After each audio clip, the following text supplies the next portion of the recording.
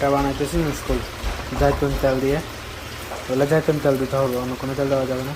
জাইতুন তেল দিয়ে ফ্যাঁস লাল করলাম, হালকা 2টা ফ্যাঁস দিয়ে, আর 3টা ক্যাপসিকাম দিচ্ছি বড়, বেশিরভাগ ক্যাপসিকাম এখানে। লেমুগুলো গুঁড়া করে দেওয়া হয়েছে, লেমন আসওয়ার। এটার নাম হচ্ছে মুশকুল কাফিফ। এখানে কোনো মশলা দেওয়া যাবে না, এখানে যা আছে শুধু এখানে জাইতুন তেল দিয়ে ফ্রেঞ্চ ফ্রাই করে এখানে ক্যাপসিকামগুলো কেটে দিলে এটাই, আর এই যে লেমন আছে এটার উপরে লবণ দিলেও দিতে না, আর লবণ দিলেও দিয়েন সামান্য। মুরগি ফ্রাই করতেছি এটাই, আর হালকা একটু লবণ দিলেও দেওয়া যায়, না দিলেও চলে, সমস্যা নেই। বাটার লগে দিবেন না। এটা মুশকুলের জন্য চস বানাবো, আমাদের মুশকুল হয়ে গেছে। এটা হচ্ছে চস, মানে মুশকুলের সাথে চস খাবে। এখানে টমেটো আর ফিলফিল দেবো, যে কাঁচামরিচ এগুলো। এখানে 7-8টা কাঁচামরিচ দিয়ে দিলাম, হালকা একটু রোমাঞ্চ দেওয়া হচ্ছে।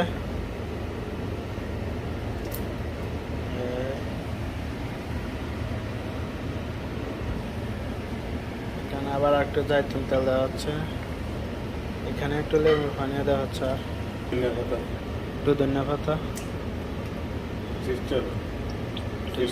ফিলফিল,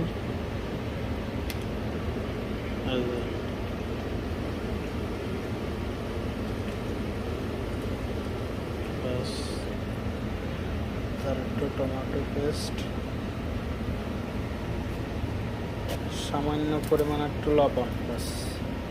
এটা শেষ, এখন ব্লেন্ডার করে নেব।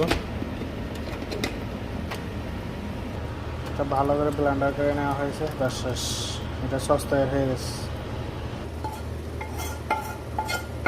ভাতের ডালে দেওয়ার পরে হাঁসের সব ডালে দেওয়া হয়েছে।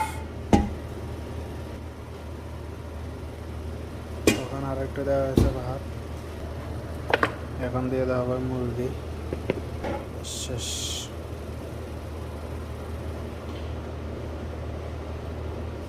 মুশকুল কাফিফ হয়ে গেছে, বাস শেষ। এখন বাফে দিয়ে দেবো, বাফা দিলে শেষ। এটা নাম হচ্ছে মুশকুল কাফিফ।